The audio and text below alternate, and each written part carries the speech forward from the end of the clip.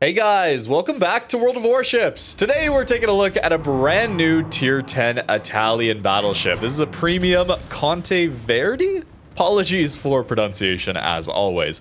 But what you're getting here at Tier 10 is a Laria hull, which is very vulnerable broadside, but surprisingly tanky when angled, alongside Venezia guns. Yes, this is another one of those amalgamations of cruisers and battleships. So, the poor destroyers, man. What are you going to do against a battleship that can push up and stay pushed up? That's one weakness of Venezia, right? We get overmatched. We can't stay close into the fight to actually use the sap at these closer ranges on the destroyers so consistently. But what happens when a battleship just gets Venezia guns? I want you to also take a note of the dispersion. Whenever we've seen these ships in the past, Irresistible, Illinois, they have not had cruiser dispersion. They've always had battle cruiser dispersion with like 1.8 sigma. So very inconsistent gun performance, I would say. Conte Verde gets cruiser dispersion 2.05 sigma. It is identical dispersion characteristics to Venezia. We get 16 guns here instead of the 15 on Venezia, and our reload is faster. Yeah, that's a little bit absurd, I gotta say. We do have a small nerf to the alpha damage, though, so it's 5,000 alpha damage on the SAP versus 5,200 on the Venezia. Otherwise, pen angles are the same, 70 to 80 degrees, and the AP is also the same. It's only worth using when you get the very obvious broadside light cruisers that you should be getting somewhat consistent citadels. This is maybe the only weakness of this ship, I would say, is the consistent punishing of flat broadside ships. Otherwise, though, angled ships, destroyers at close range. I mean, this is what I want to do with this ship, right? When we see Battleship with Venezia guns, I think instantly, I'm going to push up, I'm going to use the tankiness that my battleship has to stay at these close range positions and just win the destroyer engagements for my team. That is the whole idea here. This ship is one of the best ships at that. And if that's not good enough already, we still have an exhaust smoke generator. Remember, Laria does not actually get the exhaust smoke generator. It makes it a little more challenging to play. Laria hull is fast. It has okay rudder shift, but the turning circle radius is terrible, and the citadel is gigantic. So if you get caught bow in positions like this, where you are over aggressive, you're probably going to get farmed down, and you're probably going to be exiting to port. But with Conte Verde, we just have the exhaust smoke generator. There are plenty of ways to use the exhaust smoke generator, but we can use it to get out of bad positions. We can use it when we are caught bow in, use our smoke. We can use it to turn away without getting spotted. We're then not taking shots to our broadside. Or we can use it to go even more aggressive. We can go from a very aggressive island across this entire gap. Well, mostly. Here we're about to see the weakness of the broadside armor. Yep, we live though, barely. Barely, but we live. And we get into an even more aggressive position into the A cap here. Conte Verde is absolutely ridiculous. If you have at all played your Venezia and thought, wow, what would it be like to have 32 millimeters of armor, sometimes more everywhere, and still have that absurd gun power? That is this ship, essentially. So how can we get it? Unfortunately, with this new update, this is one of the expensive ones. The Summer Festival looks cool when it comes to some of the returning rare ships that we've only seen in Admiral bundles in previous months. But this new one is only available in Admiral bundles or in a Wishing Wharf. So that's a gambling event. So 50,000 doubloons if you want this ship for doubloons, or 200 US dollars. Very, very expensive for this one. No word on if or how it would return again, unfortunately. So, of course, that means some FOMO mechanics. We are used to that by now, but I will still complain about it because I very much wish for Wargaming to change course. It looks like they won't, though. It's been several years at this point. Now, something else to consider when it comes to this ship is its firing angles. Well, we get 360-degree turrets also, just to make this ship incredibly flexible, very easy to always have your guns on the right side of your ship. But the firing angles, so Irresistible, right? That is the other tier 10 battleship like this that has a very vulnerable exposed citadel, a ton of DPM for its tier. Again, that dispersion difference does matter. Battlecruiser dispersion 1.8 is much worse than cruiser dispersion 2.05, but the DPM is quite a bit higher. easy to compare the AP DPM, I think, just because they both have armor piercing. Irresistible has 460,000. Conte Verde gets 263,000 AP DPM. So quite a difference there in the DPM characteristics. But Irresistible has to give 43 degrees of broadside to fire everything. Even something like Venezia, right? Which has pretty good firing angles. 32 degrees forward, 31 degrees backwards. Conte Verde has 29 degree forward and 27 degree rear firing angles on top of 360 degree turrets. So it's very easy to keep this ship angled enough that it's going to be auto bouncing shells. I do want to mention though that this ship it did get a buff after I played this game in particular. This is one of my first games that I was playing, and I think the night after I played this one, there was a small patch to the game, and they added 32 millimeters of bow and stern armor to this ship. So this match is played with the old values of 25 millimeters. We're still going to tank a lot. Notice how I'm bow in here very, very close to the cap. This is just something you can't do usually. Even in normal battleships, Laria hull in particular, you're just not going to do it. We've already talked about that. Cruisers especially. Open water maps like this, I know Okinawa, they've updated it. It's still very hard to play the sea flank as a cruiser. But as a battleship, we could just chill here right next to the cap. And if we start getting farmed down by enemy HE spammers, we have our smoke that allows us to turn away. This is one of the most valuable parts about Italian smokes on their battleships. It's why Colombo still having one smoke on its legendary mod is so powerful. It allows you to, in the early game, play these very aggressive bow-on positions with our very good forward firing angles, 360 turrets all towards the front as well. And we get so much pressure on the enemy team this way. We can do so much to impact that destroyer engagement, assuming I don't miss. I'm not sure if I just missed that, or maybe Dispersion trolled us a bit on a Jaeger, which is a very small destroyer there. But if we start getting farmed down, as we are, take a fire here and there. Maybe the enemy battleships is a super ship game, so Montana and Maine on this flank. We could just smoke up and turn away for free. People don't always use that with these Italian ships. It's one of their biggest strengths, though, is their ability to play bow on without being fully committed. Every other ship in the game, pretty much, is fully committed when they're bow on, unless they can happen to go dark normally, go undetected normally. But then you got to make sure no one on the enemy team is within that 13 kilometers of range of your normal detection range of you, which is rather unlikely when you're this close to the cap zone. So a very nice feature of Conte Verde here is that we still get that one smoke. There's no way to buff it further, right? No superintendent skill on the battleship commanders, so we're only buffing the number of heals, not the total number of consumables. But I think that is totally fine. It allows us to play this role. Once we're forced to use our smoke, then we can go back to a more normal standard battleship position and not be so aggressively bow in all the time. So far, it's been very positive for Conte Verde, and that's, yeah, because this ship is ridiculously powerful. There are some downsides, though, still, too, that I want to talk about. Obviously, I already mentioned the broadside armor. If you get caught broadside, you will take a ton of damage. But I also do want to mention that these shells get rather floaty out to range. At 20 kilometers, we're dealing with an 11.8 second flight time. That can be a bit challenging to make use of. If we're playing in this more open water role, perhaps we're playing into high tier games, of course, too.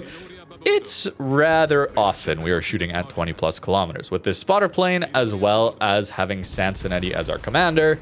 So you can, I found myself getting baited into trying to use this DPM all the time, and it being rather difficult to lead and hit properly at those longer ranges. I'm sure that would come with more experience, but for me, playing this ship and getting these videos for you, I just found at these longer ranges it was a bit more challenging to lead at times, as well as just on a pure vibes-based thing. Some salvos felt rather anemic damage. I know. Okay, I know. Sap, I know. It does absolutely incredible damage, but not every salvo were we hitting for that just absurd 10k plus damage every 15 seconds or so before adrenaline rush and that sort of thing. It does obviously have way higher DPM on the SAP. 274,000 SAP DPM versus 222,000 on Venezia. It is much higher, definitely. But I feel like Venezia has more of those massive 15k plus alpha damage slaps than this ship got. The reload here is faster, and this ship still can do that, especially into unsaturated targets. Maybe that was it, is I was often facing ships that had rather saturated superstructures, that sort of thing, and perhaps that resulted in some lower damage rolls than I would have gotten on some very fresh superstructures or something like that. The SAP still does have that 54 millimeters of pen, so when we get a little bit closer and we can pinpoint the bow or upper belt sections of battleships, then yeah, we're guaranteeing a lot more damage in. Very flexible that we're able to turn and help to deal with the destroyer and then swap our guns all the way to the other side and not have to deal with 180-degree turret traverse time to get our guns going on these cruisers and maybe the enemy battleships that are pushing up. Flexibility. It's a very, very easy ship to play in that regard. I'm surprised they didn't give it worse firing angles, given that it is cruiser dispersion, better DPM than Venezia, tankier hull, with the weakness of the exposed citadel. I think that was the whole idea behind Irresistible, which makes it somewhat balanced, or at least have some of those downsides that actually impact its playstyle. Although that one does get a smoke to farm out of course, but very exposed citadel on that battleship if you want to fire all of its main guns. We also have an exposed citadel here, but we don't need to expose it to actually fire all of our main guns. I wonder why. I truly don't understand why they didn't lean a little harder into those weaknesses. We also have that exhaust smoke that can get us out of bad situations. Very surprised that it still got that, especially considering that's one of the downsides of playing a Laria over a Colombo or some of the other Italian ships. You know, it's not like Laria is that weak of a battleship hull. I think it's sneakily one of the tankier battleship hulls, assuming that you're keeping it angled, of course. It is a very, very small superstructure. It's very low in the water. And it's got a lot of these overlapping large armor plates on the belt armor that lead it to take a lot of shatters, that sort of thing. And, well, it's also very, very fast. It's even faster than Venezia. So it's a bit of a tricky ship to consistently be hitting all the time. And as a result, I mean, we're over 2.2 million potential damage into this one. Sure, we haven't been focused down necessarily by all the overmatching battleships, for example, but we've had to eat a few battleship shots from Montanas and Maines. Maine's a very scary ship, even if it's not overmatching us. Those 16 shells hurt, and yet we're still doing okay. Salem caught up to us like 12 kilometers away, started farming us with HE. He wasn't getting a lot of full pens into us. It's rather challenging to take down this Laria hull when it doesn't get caught broadside. You really got to focus it down or have it get caught bow in. Don't ask me how that Groningen got spotted, by the way. We're very fortunate, though, that he did. We're going to need to push back into this one. We got a very, very close game on our hands. They're definitely up on the points, but we got a very nice flank coming in from our Wisconsin. And with these battleships, with cruiser guns, you're able to, again, push in that late game and use that cruiser flexibility of getting DPM onto different targets. You don't have to wait for that 30 to 40 second reload on a battleship at times to get some damage out. You're not missing out on that small window opportunity where the destroyer happens to get spotted and then you can take them out. Sometimes you just can't take advantage of that as a battleship. We're looking for the crossfires into the Montana, the Maine, the Ibuki in particular, Des Moines, very low health targets here. Cruiser DPM, very solid at picking up those kills. And yes, we finally got our first kill, so I was running Samsonetti, and we get the extra range bonus. I will say, with test ships in particular, we don't get achievements with them. Makes sense, right? Wouldn't want to farm achievements and that on your account with a test ship that is subject to change. But it also means we're not getting Confederates. I do think in a few of these games I would have had Confederates, and that matters because Sansonetti Confederate gives us a reload buff. A ship all about its DPM and extra DPM it gets over even something like Venezia, and the extra tankiness that you can then use to push in with that DPM, that matters. Moving Sansonetti over to this ship, it's going to be a different build than probably you would be running on your Colombo, for example. So maybe it's not as easy to move them over all the time. But if you have a dedicated build on Sansonetti for this ship, those Confed bonuses would happen very, very quickly. It's often much more challenging to get a Confederate in a battleship because, again, you are missing out on some of those opportunities into those destroyers popping up. You're getting less damage. Remember, SAP on battleships, well, higher caliber SAP, I guess we should say now, does not do full pen damage into destroyers. And this ship does. Venezia guns absolutely slap into destroyers. So having that on this battleship hull, allowing it to push up and deal an immense amount of damage to DDs early game is a pretty free way to farm a Confederate very, very quickly. And of course, then massively benefit from that. I must say though, the playstyle of some of these battleships with cruiser main guns can be fun for a little while, but for me personally, I miss the battleship experience with the full large guns, longer reload, and other downsides that come with playing a more normal battleship. This ship, of course, is ridiculously powerful, but as far as playstyle wise, for me, it's not as interesting for me personally, okay? I just don't prefer this sort of gameplay compared to that more normal battleship. Or maybe even some cruisers, to be honest with you, although we don't have that downside of not having cruiser dispersion on cruiser guns. So we still have that full accuracy on this ship, which leads it to have some very nice consistency into even angle targets because the SAP has some crazy pen angles. I'm not sure exactly what they were thinking with this one. I do expect it to be an absolute monster in random battles and for a lot of destroyers to be taken out very early in games because of it. Whether or not people end up actually pushing with it, I am not sure. Perhaps they will try to just farm from range, and then that downside of shell velocity comes into play, where it's going to be a little harder to lead perhaps. And of course, you're not getting to farm witherers with a ton of fire damage like you would be in, say, an Irresistible. If that's what you're looking for, Irresistible is probably still the one to go get. Or even an Illinois down at tier 9. That way you get the Des Moines guns, improved pen angles on the armor piercing there. But with those two ships, you're dealing with the problem of battle cruiser dispersion with poor Sigma. Not cruiser just exactly the same as cruiser dispersion that you would get on Venezia. And of course, the main problem with this ship is that price tag. You're either doing Wishing Wharf gambling or 50,000 doubloons, $200 US. That is crazy. It is so much money for a ship. It's a tier 10 premium, I get it, Wargaming, I understand, but that is just so much money to spend on a single ship. Well, yes, that single ship is just Venezia with more DPM and a battleship level of armor. That is pretty crazy too. Here is the build that I was running on it, as well as the commander here. Pretty basic stuff outside of maybe Furious.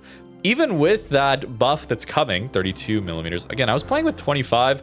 I got mixed up here into comparing these two, Conte Verde and Ilaria armor schemes. This is what it will look like, that 32 millimeters of bow. But even without this 32 mil bow, I was comfortable enough full sending it with Furious there and giving up some of the healing, maybe greeting out some fires a little bit more often, even with this 25 mil bow, which lent itself to maybe getting overmatched Citadel into our bow and stern sections here. However, I mean, the ship is just so small in the water. Look at how small of a target this is to hit. It's absolutely ridiculous.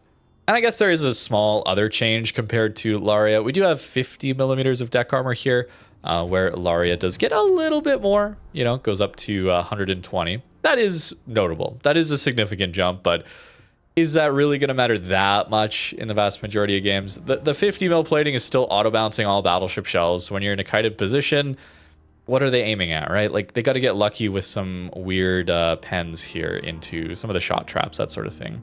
Against HE, they got to pen 50, which some ships do. Some ships do, but not a lot. And it still results in a very tanky battleship experience. Except this time, you get the DPM to deal a ton of consistent damage back. 15.4 second reload here base, 5,000 alpha damage on that sap. A little bit lower than Ven, a little bit lower, but not that much lower. And in exchange, you're getting full battleship armor. Wild, absolutely wild stuff here with the Conte Verde. Let me know what you think in the comments down below. Thank you very much for watching and have a great rest of your day.